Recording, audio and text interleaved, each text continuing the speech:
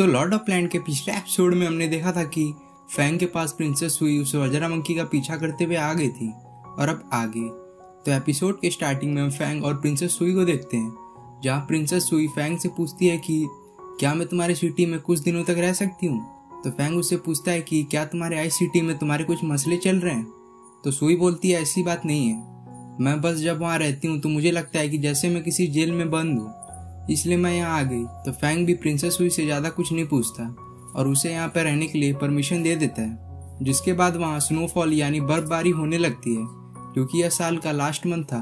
तो प्रिंसेस सुई फैंग को स्नोमैन बनाने के लिए चैलेंज करती हैं, जिस चैलेंज को फैंग शुरू में तो एक्सेप्ट नहीं करता, पर प्रिंसेस सुई के रिक्वेस्ट करने पर फैंग को स्नोमैन चैलेंज को एक्सेप्ट करना पड़ता है। जहाँ जब फैंग स्नोमैन बनाता है तो उसका स्नोमैन सबसे अच्छा बनता है, तो यह चैलेंज फैंग जीत जाता है। तो प्रिंसेस सुई गुस्से में फैंग पर स्नोबॉल से अटैक कर देती है, जिसे फैंग डॉज करने लगता है, जिसमें फैंग ने वज्रा मंकी का भी यूज किया रहता है, जिससे कुछ स्नोबॉल उस वज्रा मंकी को भी लग जाता है, जिससे वो वज्रा मंकी गुस्सा होकर अपने जाइंट फॉर्म में आकर फैंग को दौड़ाने लगता है। तो फैंग को ऐसा खेलते एंजॉय करते हुए देख अंकल फू काफ़ी खुश होते हैं, क्योंकि फैंग को ऐसा एंजॉय करते हुए देख अंकल फू को सालों हो गए थे। जिसके बाद हम फैंग को वापस होली स्पिरिट सेक्ट में देखते हैं, जहाँ वो बाकी लोगों के साथ वहाँ पर 5 दिन से खड़ा था, क्योंकि जब फैंग पहली बार आया था तब उसे उस एडमिशन इंचार्ज ने बोला था कि इस सेक्ट को ज्वाइन करना इतना भी आसान नहीं है, इसके लिए तुम्हें प्रूव करना पड़ेगा कि तुम इस सेक्ट के ज्वाइन करने लायक हो। तो फैंग यही फॉलो कर रहा था, जहाँ फैंग की यह मेहनत रंग लाती और उसे उसके साथ जितने भी लोग होते हैं जो वहाँ पर 5 दिन से खड़े थे, उन्हें इस सेक्ट में एंट्री दे दी जाती है। जहाँ उन्हें जिस एल्डर में इस सेक्ट में एंट्री लिया था वह उन सबको एक स्टैचू को दिखाता है और उन्हें बताता है कि यह होली मास्टर है, जो कि यह होली स्पिरिट सेक्ट के फाउंडर हैं। जहाँ इस सेक्ट की स्थापना होते ही उनका पहला ऑर्डर था कि अमीर लोगों को लूटकर गरीबों की मदद करना और वक्त पड़ने पर गरीब लोगों को इंसाफ दिलाना। जिसके बाद वो एल्डर बोलता है कि मुझे उम्मीद है कि तुम भी होली मास्टर का यह रूल फॉलो करोगे और गरीब लोगों की मदद करोगे। जिस पर वहाँ प्रेजेंट सभी लोग होली मास्टर का नारा लगाने लगते हैं। तो फिर वो एल्डर उन सबको वहाँ से एक रेस्ट रूम के पास ले जाता है, जहाँ बीच रास्ते में फैंग एल्डर के गले के पीछे सेम वही टैटू देखता है जो उसने एम्प्रेस के गले पे देखा था। तो फैंग जब रेस्ट कर रहा था तो वह उस टैटू के बारे में सोच रहा था कि कहीं प्रिंसेस होली स्पिरिट सेक्ट से मिली तो नहीं हुई है, और अगर ऐसा हुआ तो एम्परर की जान खतरे में है। जो फैंग सोच ही रहा था तभी उसके रूम में एक लड़की दौड़ते हुए आती है, जिसके पीछे कुछ सिपाही होते हैं। जहाँ वो लड़की आते ही फैंग से हेल्प मांगने लगती है और वह फैंग को बोलती है कि मेरा नाम रूओ है और मैं इस होली स्पिरिट सेक्ट की एक डिसिपल हूँ, पर यहाँ कुछ समय पहले ही मैंने इस सेक्ट की सच्चाई देखी है कि भले ये सेक्ट जितना भी बोलता है कि हम गरीबों की मदद करते हैं, पर इसकी सच्चाई कुछ और ही है। यह लोग आम आदमियों का सोल का यूज कर कल्टीवेशन करते हैं। तो रूओ फैंग से आगे बोलती है कि प्लीज मुझे इस सेक्ट से बाहर निकलने में मदद करो। तो फैंग बोलता है अच्छा तो ऐसी बात है, जो बोलकर फैंग रूओ को गले से पकड़ लेता है और उसे उन सिपाहियों के सामने ले जाकर बोलता है कि देखो मैंने इस लड़की को पकड़ लिया है जिसे तुम लोग ढूंढ रहे थे। लेकिन तभी वो सारे सिपाही रूओ को देखकर उसे रिस्पेक्ट देने लगते हैं, जिससे फैंग समझ जाता है कि जरूर ये रूओ उससे झूठ बोल रही थी, क्योंकि यह सब फैंग का एक टेस्ट था और जो लोग इस टेस्ट को पास नहीं कर पाए थे उन्हें इस सेक्ट से बाहर निकालने का ऑर्डर दे दिया जाता है। जिसके बाद रूओ फैंग को बोलती है कि तुमने इस टेस्ट को सक्सेसफुली पास कर लिया है, इसलिए तुम मेरे पीछे आओ। जहाँ बीच रास्ते में फैंग सोचता है कि मुझे ऐसा होने का अंदाजा था, इसलिए मैं इसके लिए पहले तैयार था। जिसके बाद रूओ फैंग को इस सेक्ट के डेक्कन के पास ले जाती है, जिसका नाम हान होता है, जो फैंग को जानता था। तो वो फैंग से इस सेक्ट को ज्वाइन करने का रीजन पूछता है, क्योंकि यहाँ पर फैंग तो एक रिच फैमिली से बिलोंग करता है, तो वह इस सेक्ट को क्यों भला ज्वाइन करेगा।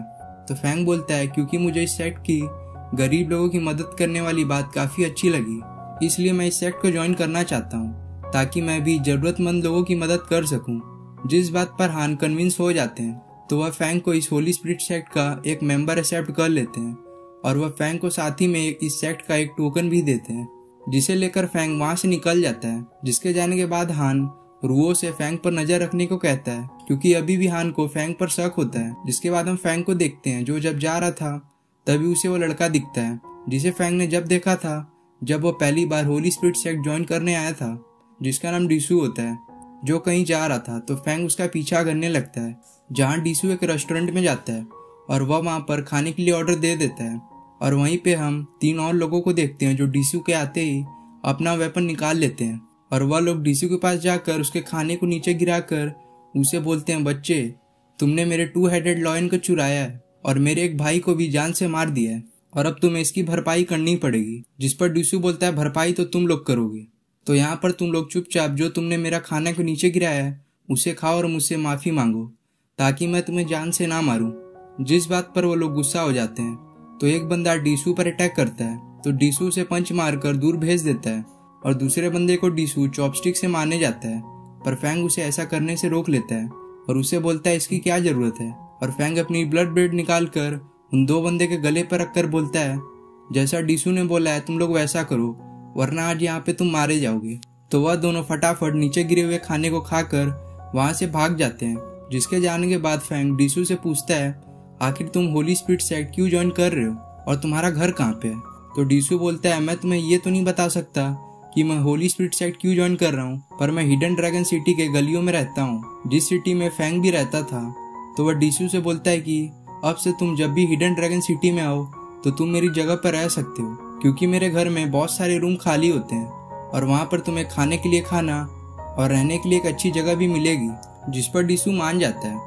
जिसके बाद हम अगले दिन का सीन देखते हैं, जहाँ पर फैंग वापस अपने यून फैमिली में आ चुका था। जहाँ प्रिंसेस सुई बोर हो रही थी तो वह फैंग को परेशान करने के लिए उस पर आइस बॉल अटैक करती है, पर फैंग उसे डॉज कर लेता है और वह बोलता है, यह सुबह से तुमने मुझे तीसरी बार परेशान किया है, पर अब मेरी बारी है। तो फैंग प्रिंसेस सुई पर अटैक करता है, पर प्रिंसेस सुई भी उसके अटैक को डॉज कर लेती है। तो फैंग और प्रिंसेस सुई एक साथ पाम अटैक करते हैं, पर यह एक फ्रेंडली फाइट थी तो वह दोनों रुक जाते हैं, पर इसमें वो दोनों थोड़ा नजदीक आ गए थे। तो प्रिंसेस सुई और फैंग शर्माने लगते हैं, लेकिन तभी कोई उन पर अटैक कर देता है, पर सही टाइम पर फैंग प्रिंसेस सुई को लेकर पीछे हो जाता है। जिसके बाद वहां पर एक बंदा आता है जिसने वो अटैक किया था, जो आते ही प्रिंसेस सुई का हाथ पकड़ लेता है और बोलता है, सुई मेरे साथ वापस चलो। तो फैंग सुई से पूछता है ये कौन है, पर तभी वो बंदा बोलता है, मैं सुई का फियोंसे हूँ और सुई तुम मेरे साथ चल रही हो। लेकिन तभी फैंग उस बंदे का हाथ पकड़ लेता है और उससे बोलता है, जब सुई यहाँ से जाने के लिए तैयार नहीं है तो तुम उसके साथ जबरदस्ती क्यों कर रहे हो। तो वह बंदा फैंग का कॉलर पकड़ बोलता है कि बच्चे तुम बहुत बोलते हो। जिस पर फैंग चुटकी बजाकर सुआन और डीसू को बुला लेता है, जिस पर वो बंदा घबरा जाता है। तो वह फैंग को कहने लगता है कि मैं ब्लड गॉड सेक्ट का यंग मास्टर चैन हूँ।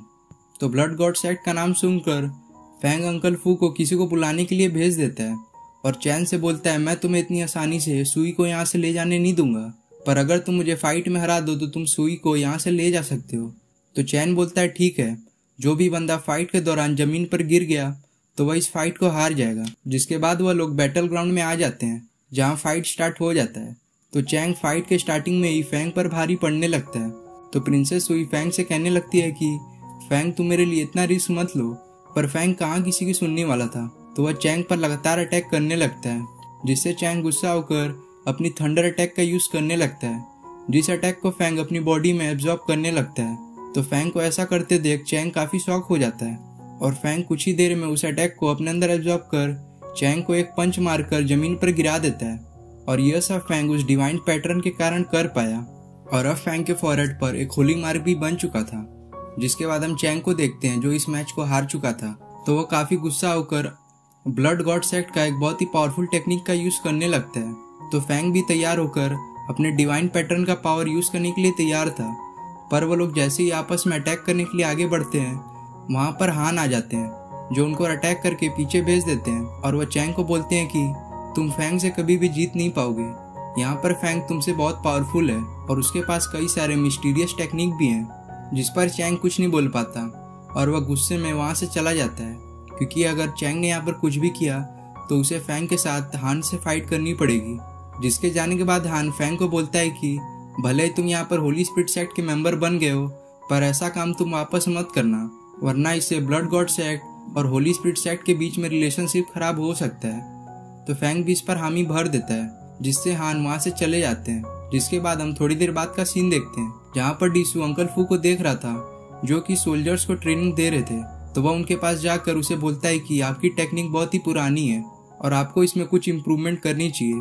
तो अंकल फू बोलते हैं, बच्चे तुम मुझे सिखाओगे, मैंने यही टेक्निक प्रैक्टिस करते करते मैं बूढ़ा हो गया। तो डीसू बोलता है, ठीक है, आप मुझसे एक बार फाइट कर लीजिए। तो अंकल फू इसके बात को हल्के में लेकर हंसने लगते हैं, पर तभी टीसू उनके गले पर अपनी स्वॉर्ड रख देता है, जिससे अंकल फू को अनफॉर्चुनेटली हार माननी पड़ती है। जो ये सब फैंग देखकर काफी इंजॉय कर रहा था। जिस हंसी मजाक के साथ ये एपिसोड यहाँ पे खत्म हो जाता है।